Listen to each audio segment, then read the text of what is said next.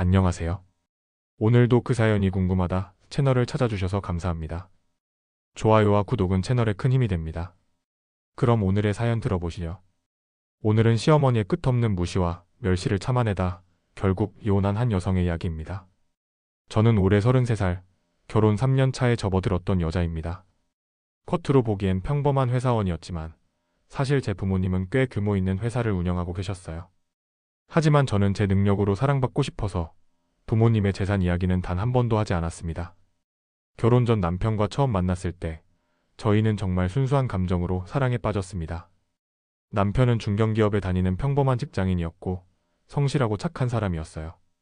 저 역시 부모님 회사가 아닌 다른 회사에서 일반 사원으로 일하고 있었기 때문에 겉보기엔 정말 평범한 커플이었죠. 남편의 가정 형편은 그리 넉넉하지 않았습니다. 아버님은 이미 돌아가셨고 시어머니께서 혼자 남편을 키우셨더라고요. 그래서인지 시어머니는 경제적인 부분에 특히 민감하셨습니다. 처음 시어머니를 뵐 때부터 분위기가 심상치 않았습니다. 남편이 저를 소개하자마자 시어머니는 저를 위아래로 훑어보시며 이렇게 말씀하셨어요. 우리 아들 월급으로 먹고 살 수 있겠어? 친정은 뭐 하는 집이야? 부모님은 뭐 하시는데? 저는 당황했지만 웃으며 대답했습니다. 어머님, 저도 직장 다니고 있어서 괜찮을 거예요.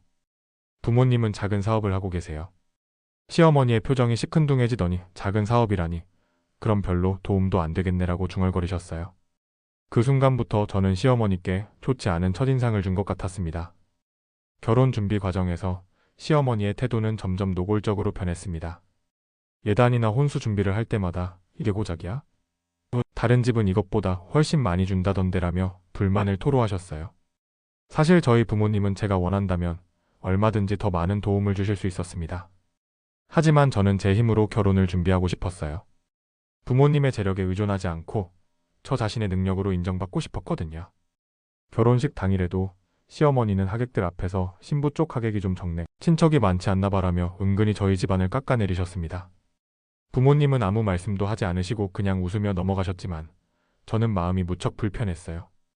신혼 초기에는 남편이 저를 많이 감싸주었습니다. 우리 엄마가 좀 직설적이시긴 한데 나쁜 마음은 아니야. 이해해줘라며 중간에서 완충 역할을 해주려고 노력했어요. 하지만 시어머니의 행동은 날이 갈수록 심해졌습니다. 명절 때마다 저희 집에 오셔서는 너는 손이 느려서 우리 집 일은 못한다. 김치도 제대로 못 담그면서 어떻게 며느리 노릇을 하려고 하냐며 핀잔을 주셨어요. 특히 다른 친척들이 모인 자리에서는 더욱 심했습니다. 지은이네 집은 형편이 어려워서 도움을 많이 못 받아 친정에서 지원해주는 게 없어서 우리가 다 챙겨줘야 해라며 마치 제가 가난한 집안 출신이라서 남편 가족에게 폐를 끼치는 것처럼 말씀하셨어요. 저는 그럴 때마다 속이 상했지만 참았습니다. 남편을 사랑했고 시어머니도 언젠가는 저를 인정해 주실 거라고 믿었거든요.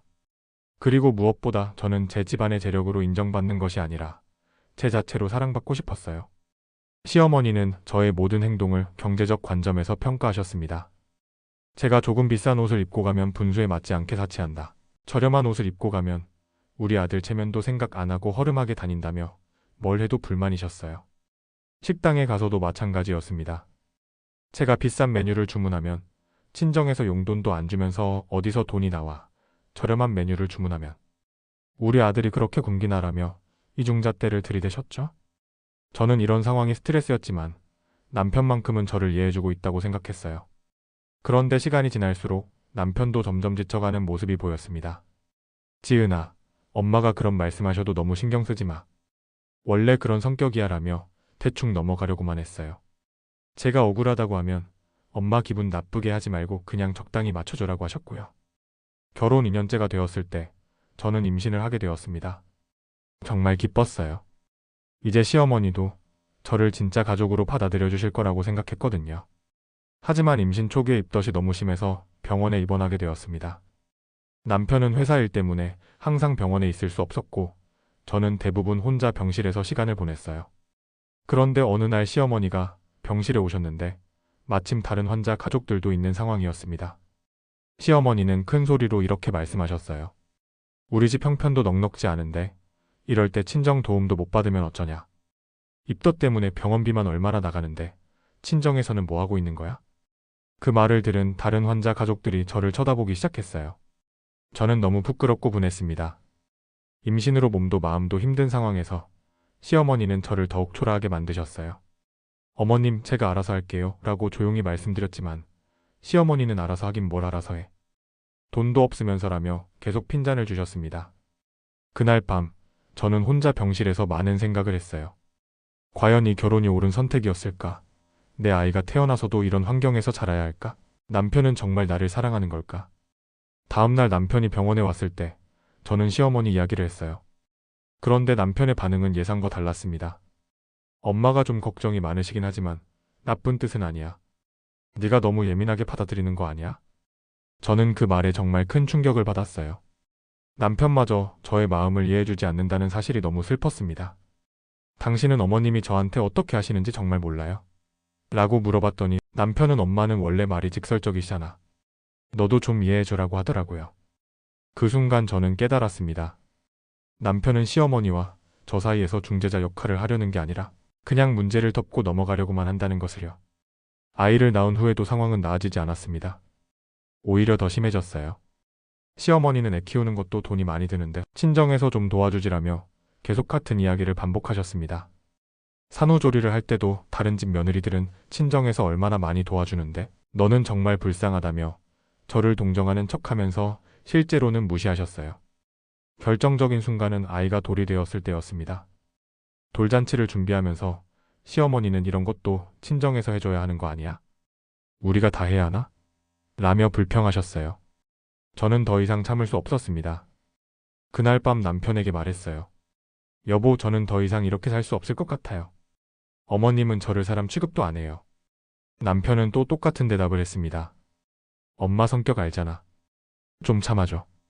그 순간 제 마음속에서 뭔가가 완전히 부러져 버렸어요. 저는 조용히 말했습니다. 이혼해요. 남편은 깜짝 놀라며 갑자기 왜 그래? 아이도 있는데라고 했지만 저의 결심은 확고했습니다. 아이가 있기 때문에 더 이혼해야 해요. 제가 이렇게 무시당하는 모습을 우리 아이가 보고 자라면 안 되거든요. 협의 이혼 과정에서 남편은 계속 마음을 돌리려고 했어요. 엄마랑 따로 살면 되잖아. 시간이 지나면 나아질 거야 라고 했지만 저는 이미 지쳐버린 상태였습니다. 시어머니는 이혼 소식을 듣고 그래. 어차피 우리 집에 어울리지 않는 애였어 라며 오히려 안도하는 모습을 보이셨어요. 이혼 후 저는 아이와 함께 친정집으로 돌아왔습니다. 오랜만에 돌아온 집은 여전히 따뜻하고 편안했어요. 부모님은 아무 말씀 없이 저와 아이를 반겨주셨습니다. 그런데 이혼 후 한 달쯤 지났을 때 예상치 못한 일이 벌어졌습니다. 시어머니가 저희 집 주소를 알게 된 것이었어요. 남편을 통해서였을 텐데 시어머니는 제가 살던 작은 빌라가 아닌 도심 한복판에 있는 대저택이 제 본가라는 사실을 알게 되었습니다. 우리 집은 3대째 이어져 내려온 한옥으로 서울 강남의 넓은 대지에 자리 잡고 있었어요. 대문 앞에는 경비원이 상주하고 정원에는 수십 년 된 나무들이 우거져 있었죠. 며칠 후 시어머니가 남편과 함께 우리 집에 찾아왔습니다. 경비원이 먼저 연락을 드렸는데 시어머니는 대문을 보자마자 기절초풍하셨다고 하더라고요. 저는 처음에는 만나기 싫었지만 부모님께서 그래도 한 번은 만나봐라라고 하셔서 응접실에서 만났습니다. 시어머니는 들어오자마자 저에게 무릎을 꿇으셨어요. 며느라기? 아니 지은아. 우리가 그땐 정말 몰라서 그랬어. 미안하다. 다시 시작하자. 시어머니의 태도는 180도 달라져 있었습니다. 존댓말을 쓰시면서 저를 극진히 모시려고 하셨어요. 지은아, 내가 이런 집 딸이었구나. 우리가 정말 눈이 없었다. 제발 다시 우리 가족이 되어줘. 남편도 옆에서 지은아, 미안해. 내가 엄마를 잘못 교육했어. 다시 기회를 줘라며 애원했습니다. 하지만 저는 이미 마음을 정리한 상태였어요. 저는 차분하게 말했습니다. 어머님, 저는 결혼할 때도 이혼할 때도 제 집안 이야기는 하지 않았어요. 왜냐하면 사람은 가진 것으로 평가받는 게 아니라 마음으로 평가받아야 한다고 믿었거든요. 시어머니는 계속 사과하셨지만 저는 계속 말을 이어갔습니다. 하지만 어머님은 그 기회를 놓치셨어요. 저를 있는 그대로 봐주시지 않고 오직 경제적인 조건으로만 판단하셨잖아요. 지은아, 정말 미안해. 내가 잘못 생각했어. 이제라도 늦지 않았어. 시어머니는 계속 매달리셨지만 저의 마음은 이미 돌이킬 수 없을 만큼 멀어져 있었습니다. 어머님, 만약 제가 정말 가난한 집 딸이었다면 어떻게 되었을까요? 계속 그렇게 무시하고 깔보셨겠죠? 지금 이렇게 사과하시는 것도 결국은 제 집안의 재력 때문이잖아요. 시어머니는 할 말이 없으셨습니다. 남편도 마찬가지였고요. 저는 사람의 진짜 마음을 보고 싶었어요. 어머님이 저를 며느리로서, 한 사람으로서 인정해 주시기를 바랐어요. 하지만 어머님에게 저는 끝까지 가난한 집 딸이었어요. 그 후 저는 시어머니의 연락을 받지 않았습니다. 남편도 몇 번 더 연락했지만 저는 모든 연락을 차단했어요. 현재 저는 부모님 회사에서 일하며 제 삶을 살고 있습니다. 아이는 건강하게 잘 자라고 있고 저 역시 새로운 삶에 적응해 가고 있어요. 이 경험을 통해 저는 많은 것을 배웠습니다. 사람은 가진 것으로 평가받을 수도 있지만 가진 것이 없어도 존중받아야 한다는 사실. 그리고 진정한 사랑은 조건 없이 있는 그대로를 받아들이는 것이라는 점을요. 시어머니는 제가 재벌가 딸이라는 것을 알고 나서야 저를 인정하려고 했지만 그건 진짜 인정이 아니었어요. 그분이 원한 건 저라는 사람이 아니라 제 뒤에 있는 재력이었으니까요. 지금 생각해보면 그 결혼 생활이 저에게는 소중한 교훈이었던 것 같아요. 사람의 진짜 모습은 어려울 때 드러난다는 것, 그리고 조건 없는 사랑의 소중함을 깨닫게 해준 시간이었죠. 앞으로 만날 사람들에게는 저 역시 있는 그대로의 모습으로 다가가고 싶어요. 겉모습이나 조건이 아닌 마음과 마음으로 만나는 진정한 관계를 만들어가고 싶습니다.